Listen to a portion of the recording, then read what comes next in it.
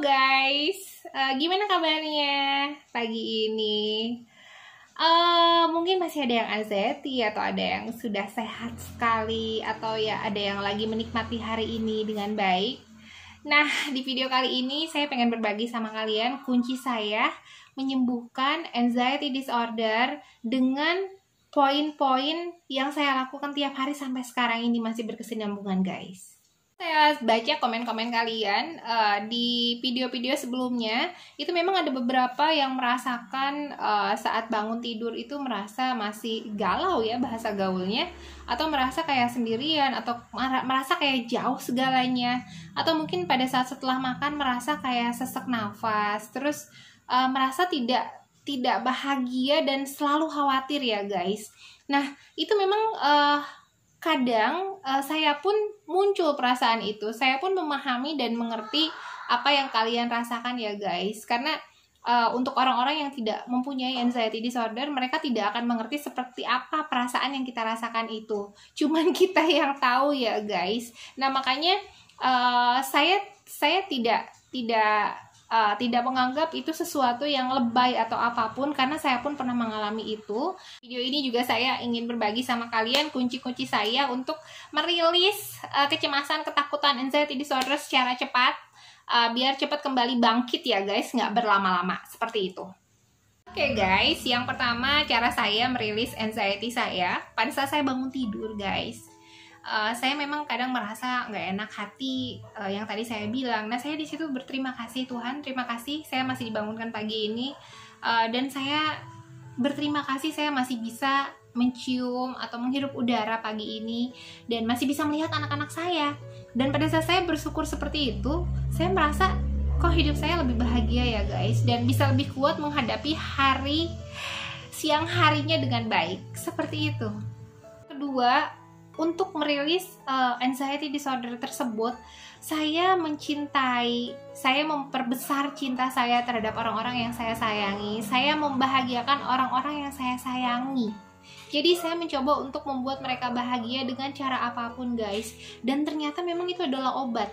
Pada saat saya contoh pagi hari bangun, oh ya anak saya harus makan, saya langsung bangun masak sesuatu yang bagus, saya plating piringnya biar menarik, dan pada saat anak saya bahagia melihat plating piringnya dia untuk breakfast, di situ saya sangat bahagia. Jadi pada saat kita membahagiakan orang lain, ternyata bener ya yang dibilang quotes-nya Guruji Gede Prama, bahwa yang duluan bahagia itu adalah kita saat kita bisa membahagiakan orang lain. Nah itu guys. Yang berikutnya guys, saya berhenti membandingkan hidup saya dengan orang lain, dan saya merubah ukuran hidup saya. Jadi pada saat saya berusia 18 tahun, kesehatan yang saya miliki otomatis itu masih paripurna dan sempurna guys. Tapi sekarang pada saat saya udah berusia di atas 30 tahun, otomatis secara fisik itu akan ada terjadi penurunan. Jadi pada saat saya merasa bangun tidur kok badan saya nggak enak gitu, kok kalau dulu usia 18 tahun saya nggak pernah merasa seperti itu. Ya kalau misalnya kita masih membandingkan hidup kita dengan dulu pada saat kita muda, itu nggak bisa guys, kita jatuhnya pasti akan stres. Jadi yang kita harus lakukan adalah, yang saya biasa lakukan adalah pada saat saya merasa badan saya nggak enak, saya nggak mengukur diri saya ini, aduh saya sakit ini, aduh saya sakit, aduh saya nggak sehat. Ukuran saya rubah, oh ya saya sehat. Dengan saya bisa jalan, dengan saya bisa menyiapkan sarapan anak-anak, dengan saya bisa menyetir mobil keliling daerah saya, misalnya antar anak saya sekolah, saya itu sudah saya anggap sehat. Ukuran sehat menurut nenek saya jadi ingat ya dulu ya. Jadi nenek saya itu punya hipertensi di usianya 60-70 tahun, itu hipertensi. Nah pada saat kita muda, tensi 110-120 itu bagus, itu normal. Kalau di atas itu dianggap tinggi. Nah untuk usia nenek kita yang 60-70 tahun, tensi 140 itu dianggap normal loh guys, dianggap itu bagus, dianggap dia merasa enak gitu. Nah dari situ, belajar dari situ, apa sih yang membuat kita itu sehat, bahagia, dan nyaman? Ya itu ukurannya kita setarakan, kita selaraskan dengan yang ada saat ini. Jadi pada saat usia kita bertambah, ya nggak bisa kesehatan kita dibandingkan dengan kesehatan kita di zaman dulu. Coba deh guys, kita mulai dari sekarang. Pada saat kita ngerasa sakit di punggung, bukannya aduh saya sakit ini, takutnya saya mati, atau ini sakit apa ya, Coba deh kalian bilang, oh ya saya sakit punggung, oh ya ternyata usia saya sekarang udah 30 tahun ya, udah 30 sekian tahun ya, dan saya udah mulai merasa sakit punggung. Dinikmati apa yang Tuhan kasih. Perjalanan kita menua itu memang seperti itu. Jadi yang namanya perjalanan kita menua itu gak ada orang yang pada saat menua itu sehat dan tidak ada pengurangan kemampuan tubuh, kemampuan fisiknya. Pasti setiap orang mengalami penurunan fisik, baik itu sakit-sakit di badan, atau mungkin ada yang kecengklak, atau mungkin teman saya itu ada yang ngalamin pinggangnya itu kejepit ya, saraf kejepit, atau kayak kita sendiri, kita punya GERD, asam lambung. Nah di situ kita sesuaikan makanan yang kita konsumsi. Itu nggak bisa kalau misalnya kita pengen mengkonsumsi makanan kayak kita masih muda, yang pedes banget kita hajar, yang asem banget kita hajar, yang apa lagi ya, susu misalnya, kita kebanyakan susu udah nggak bisa. Misalnya seperti kayak saya nggak bisa kebanyakan susu seperti itu. Nah itu saya menyelaraskan apa yang saya mampu saat ini, kemampuan tubuh saya saat ini saya selaraskan. Jadi saya tidak berpikir bahwa saya harus seperti waktu saya muda. Itu bikin sakit guys, itu asli bikin sakit. Atau pada saat kita melihat orang-orang seusia kita, kok dia sehat-sehat aja atau gimana gitu ya, kok dia nggak pernah ngeluh atau apapun.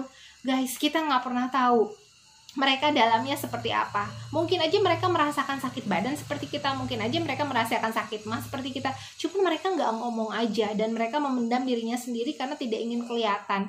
Nah jadi guys, menurut saya kita tidak perlu sih yang namanya kita mencari tahu, karena kan yang namanya orang-orang yang anxiety disorder itu seperti saya, pengalaman saya pada saat saya misalnya ada kutil misalnya tumbuh di badan saya tanya, ini apa ya, kamu kayak gitu nggak sih? Saya tanya sama orang-orang yang seusia saya, terus mereka nggak punya misalnya kutil seperti itu. Terus saya merasa, waduh, jangan-jangan saya beda dari mereka, jangan-jangan saya akan cepat mati. Nah itu perbandingan seperti itu, karena setiap orang itu berbeda. Itu harus dihindari guys, membandingkan.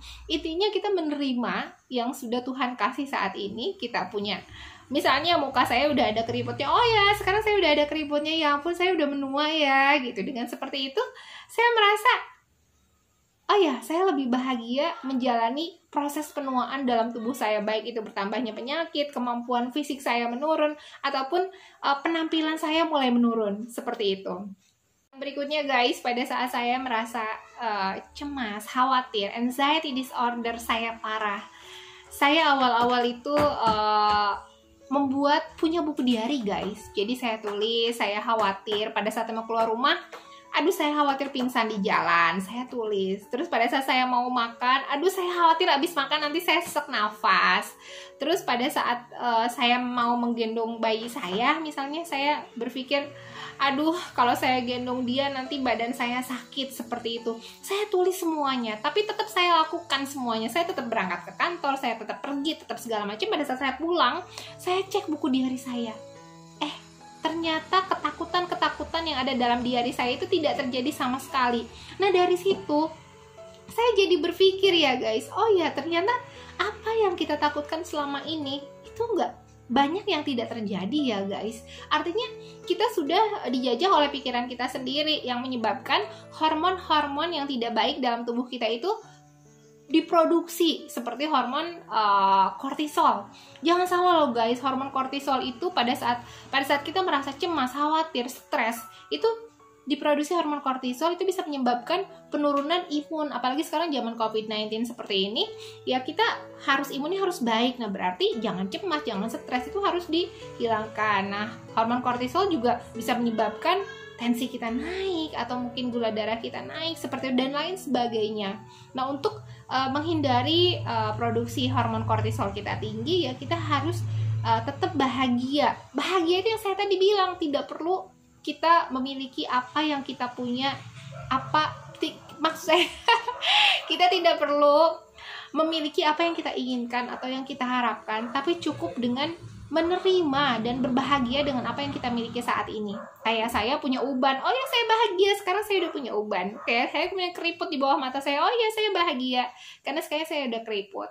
Terus saya misalnya contoh punya saya nggak bisa berjalan jauh, misalnya udah nggak bisa lari, lutut saya sakit, misalnya oh iya saya sekarang udah menua ya, dan saya berbahagia dengan keadaan seperti ini. Jadi apapun kita bisa bahagia. Jangan sampai kita kehilangan kebahagiaan kita karena kita memikirkan hal-hal yang mengkhawatirkan diri kita.